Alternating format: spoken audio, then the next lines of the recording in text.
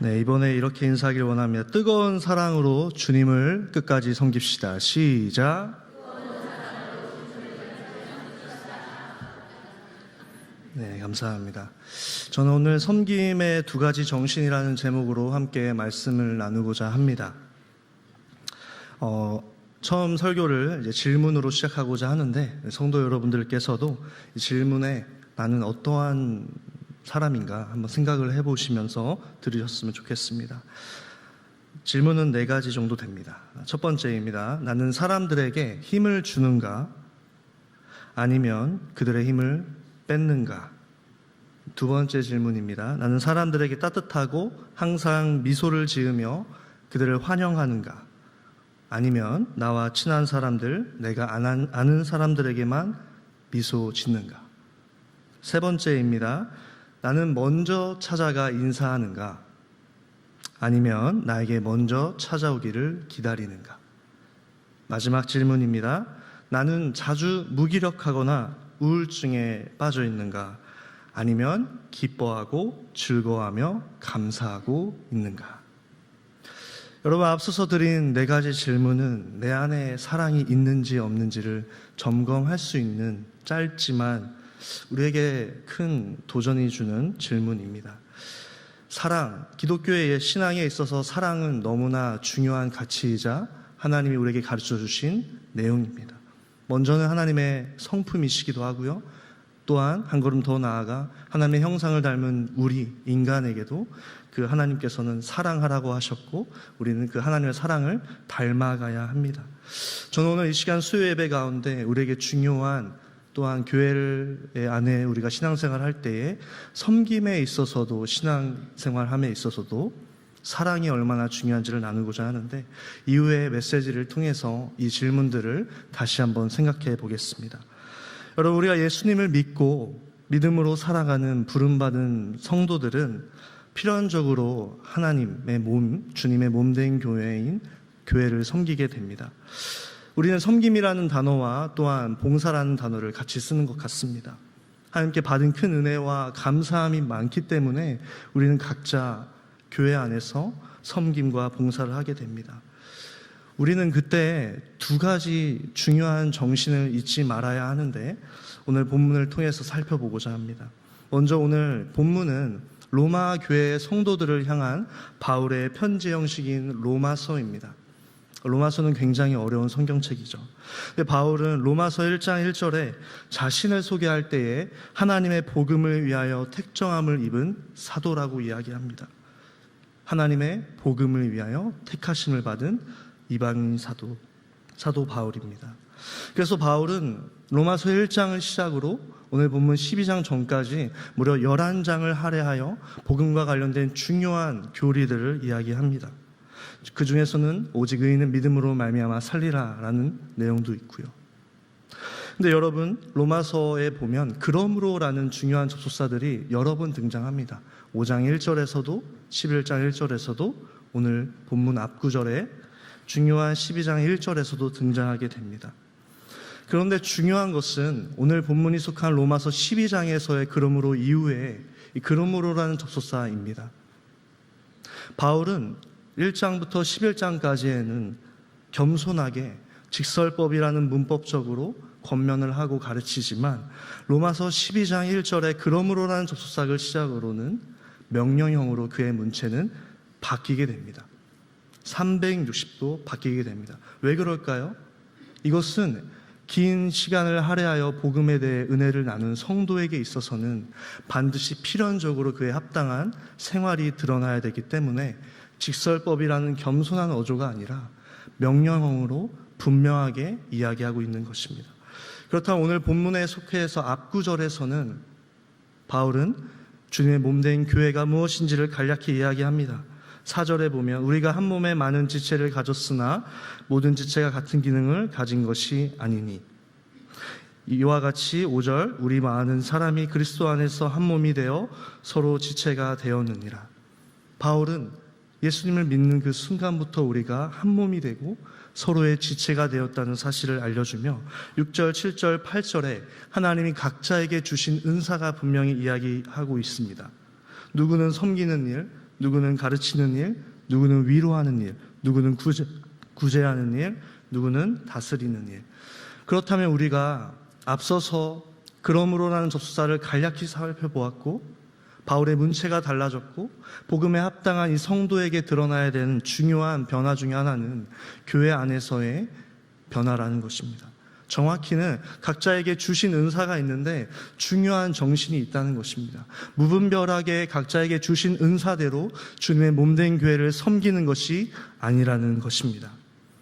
첫 번째, 그렇다면 우리가 주님의 몸된 교회를 봉사할 때에 어떠한 정신을 잊지 말아야 할까요? 함께 고백합니다. 사랑. 크게 따라합니다. 사랑. 오늘 본문 12장 9절과 10절을 다시 한번 읽겠습니다. 함께 읽습니다. 시작. 사랑에는 거짓이 없나니 악을 미워하고 선에 속하라. 형제를 사랑하여 서로 우애하고 존경하기를 서로 먼저 하며. 성도 여러분, 우리가 교회에서 봉사할 때 가져야 할 최우선적인 정신은 사랑입니다. 여기서 사랑이라는 단어는 헬라어 아가페가 사용되었는데 그 당시 고대 헬라어의 사랑이라는 단어는 세 종류가 있습니다. 에로스, 필로스, 아가페.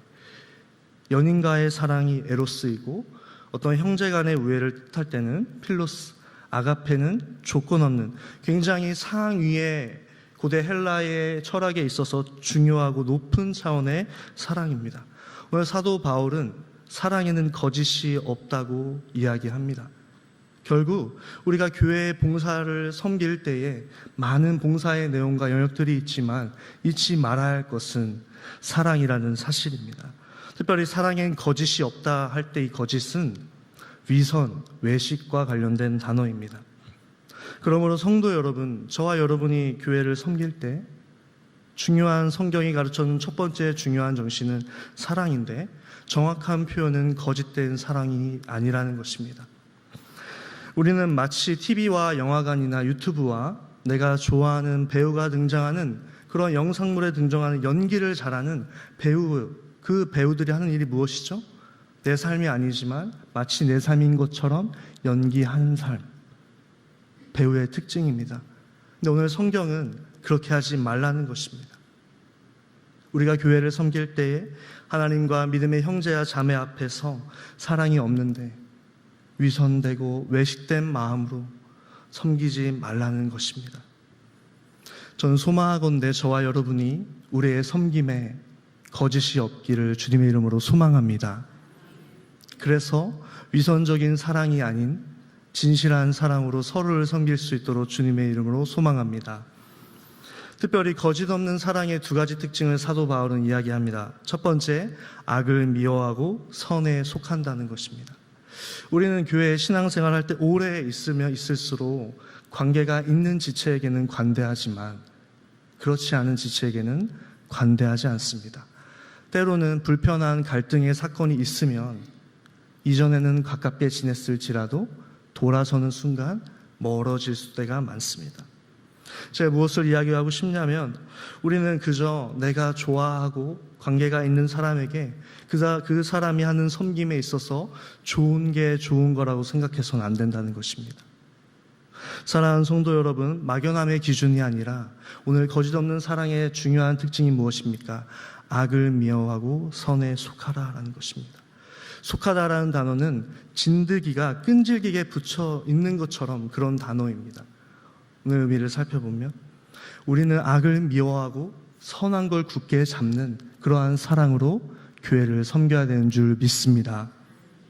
그래서 저희는 나와의 관계와 그런 것이 아니라 오늘 성경이 가르쳐 준 것처럼 누군가가 나와 관계가 깊을지라도 그 동기가 악해 보이고 섬김에 있어서 선한 것이 없다면 우리는 그것을 방관하거나 그저 좋은 게 좋은 거라고 생각해서는 안 됩니다.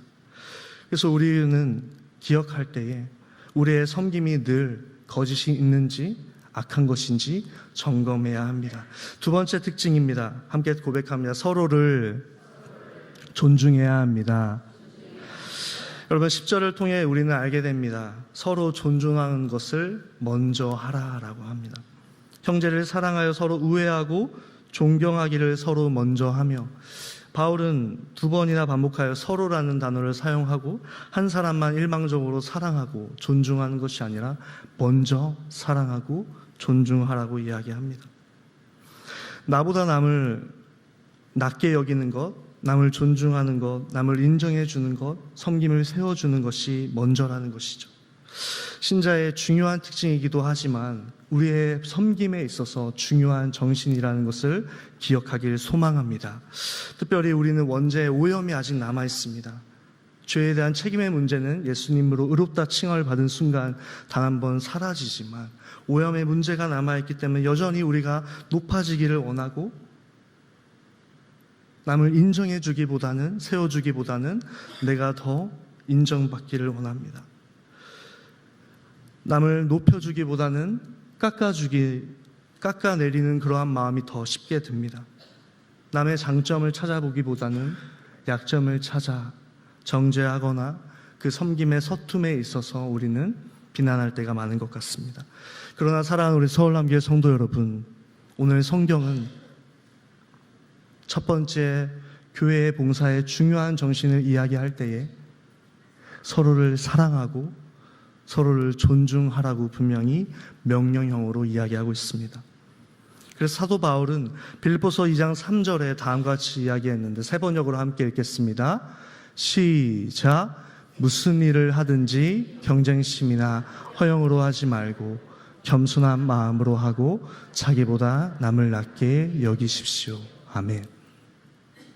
어떠한 일을 하든지 경쟁하거나 헛된 영광으로 하지 아니하고 겸손함으로 자기보다 남을 낮게 여길 수 있는 저와 여러분이 되기를 주님의 이름으로 소망합니다. 그러한 정신으로 우리 교회 가운데 여러 가지 섬김을 우리가 감당할 수 있기를 주님의 이름으로 소망합니다. 여러분, 그래서 설교 서론에 처음에 나눴던 질문을 다시 한번 상기해 보길 원합니다.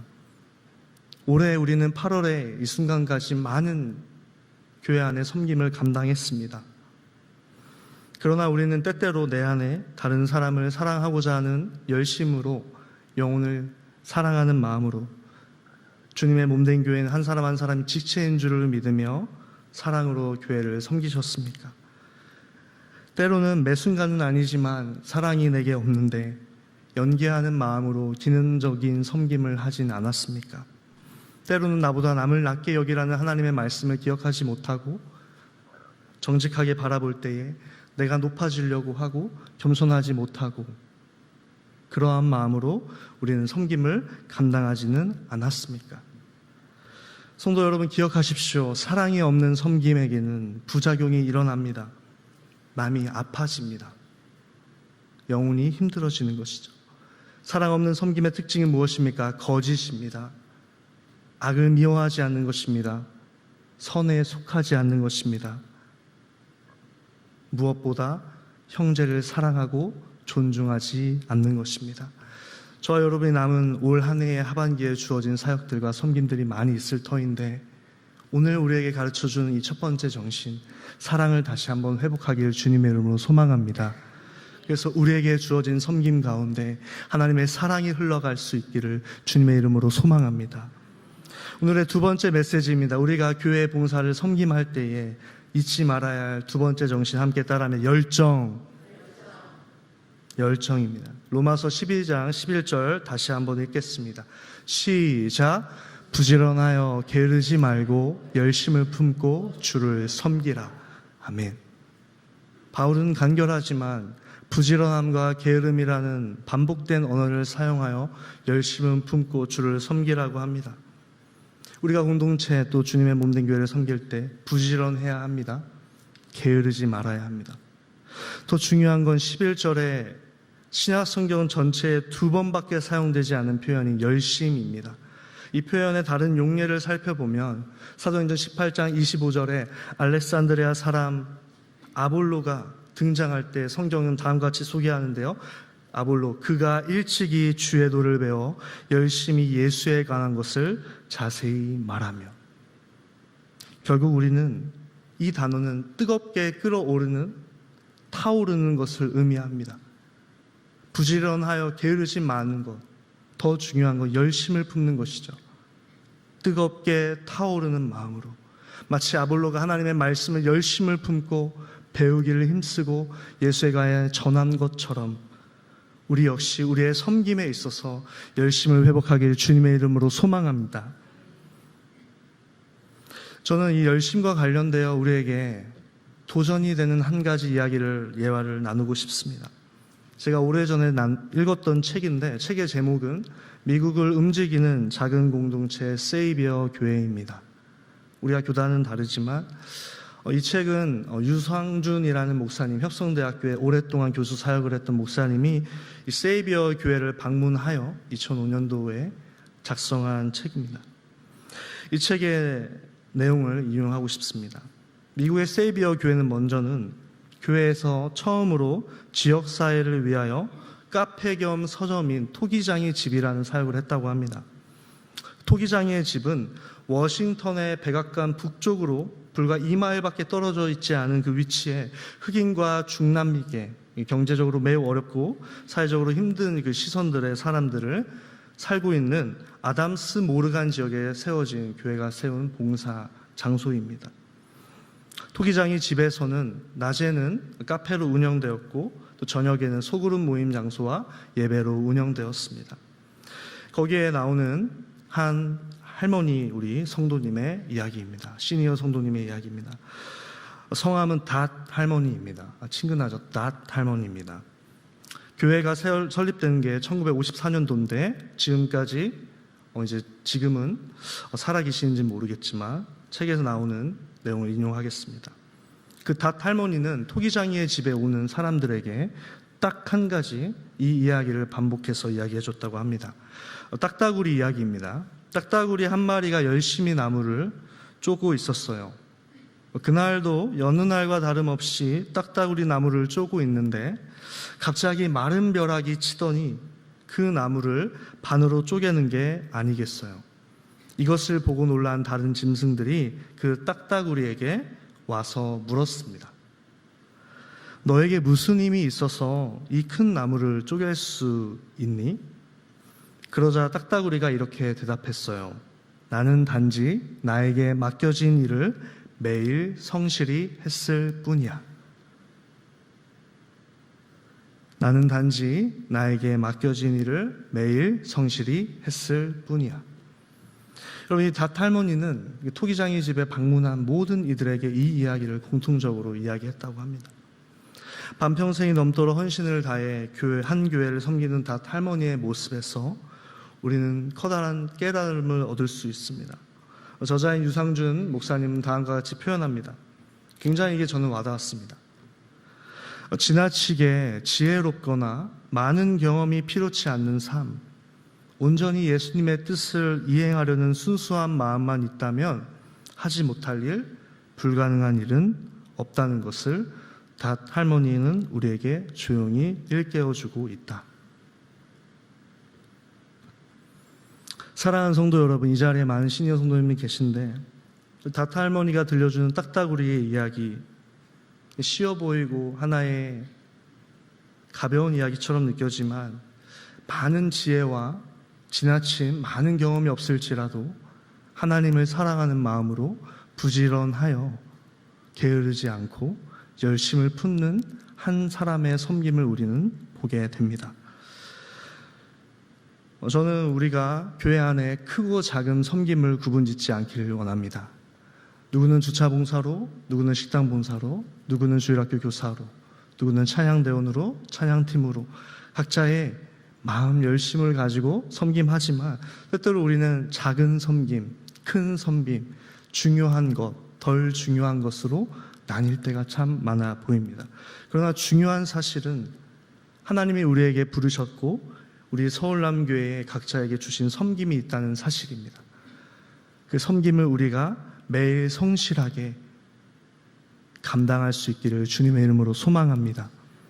그래서 주님이 요한계시록의 라오디게아 교회를 책망한 것을 우리는 다시 한번 기억할 필요가 있는데, 요한계시록 3장 15절 같이 읽겠습니다. 시작. 내가 내 행위를 아노니 내가 차지도 아니하고 뜨겁지도 아니하도다. 내가 차든지 뜨겁든지 하기를 원하노라. 아멘. 유명한 말씀이죠. 주님이 라우디 교회를 향하여 책망하였습니다.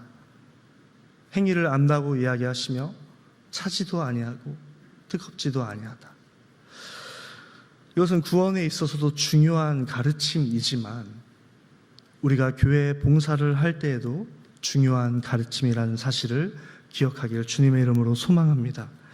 여러분, 우리가 열심을 회복하길 소망합니다. 그리고 날씨가 무덥고 습하고 이런저런 나의 상황과 환경에 핑계와 많은 사유들을 댈 수 있지만 그럼에도 불구하고 하나님이 날 구원해 주시고 나에게 많은 은혜를 주심을 기억하며 늘 부지런하여 게으르지 말고 열심을 다해 주님을 섬기는 우리가 되길 주님의 이름으로 소망합니다. 옆에 분들에게 이렇게 선포했으면 좋겠습니다. 열심을 회복합시다. 시작. 열심을 회복합시다. 오늘 들은 말씀을 다시 한번 정리하고자 합니다. 사랑하는 우리 서울남교회 성도 여러분, 우리가 교회 봉사를 할 때에 잊지 말아야 할 것은 첫 번째, 우리에게 사랑이 있어야 된다는 것입니다. 정확히는 거짓이 없는 사랑. 믿음의 형제 자매를 서로 먼저 존중하는 그 사랑을 회복하길 소망합니다. 그리고 부지런하여 게으르지 말고 열심을 품는 걸 회복해야 합니다. 그런데 오늘 본문에서 그냥 지나치기 쉽지만 우리에게 도전이 되는 중요한 또 메시지가 있습니다. 11절 하반절을 보면 주를 섬기라 라는 단어가 사용됩니다. 주를 섬기라. 설교를 준비하는데 NICNT라는 이 로마서와 관련된 권위 있는 주석을 읽었는데 그 주석에 이렇게 표현이 되어 있습니다. 잠깐 나누고 싶은데요. 주를 섬기라는 권면은 얼핏 보면 군더더기 같은 것으로 생각될 수 있다. 가볍다는 거죠. 너무 뻔하고 너무 광범위해서 어떻게도 적용다운 적용을 할 수 없는 권면이기 때문이다. 그러나 문맥을 자세히 살펴보다 보면 영으로 불붙게 되라는 격려는 교회의 역사와 현재의 경험이 풍부하게 입증하듯이 남용으로 빠지기 쉽다. 기독교인들이 신령한 것들을 추구하는데 열광한 나머지 성경이 제시한 기독교적 삶의 객관적인 기준들을 팽개치는 일이 비일비재하기 때문이다. 이것이 바울이 염려하는 부분이었다. 다음이 중요합니다. 영이 우리 안에서 일으키는 것은 고린도 교인들의 특징이었던 자기중심적 과시의 열광이 아니라 겸손하게 주인을 섬기는 열심이다. 여러분, 바울은 염려한 것입니다. 그리고 그 소식을 로마 교회는 아니지만 고린도 교회를 통해 들었던 것이죠.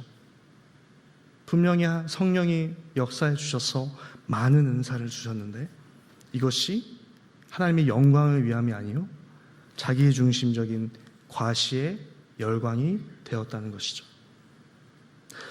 사랑하는 성도들, 우리가 교회 봉사를 할 때에 사랑으로 섬기고 거짓 없이 하고 악을 미워하고 선에 속하고 게으르지 않고 열심을 품는 그 목적이 무엇입니까? 함께 따라하기 원합니다. 주님을 섬기기 위함입니다.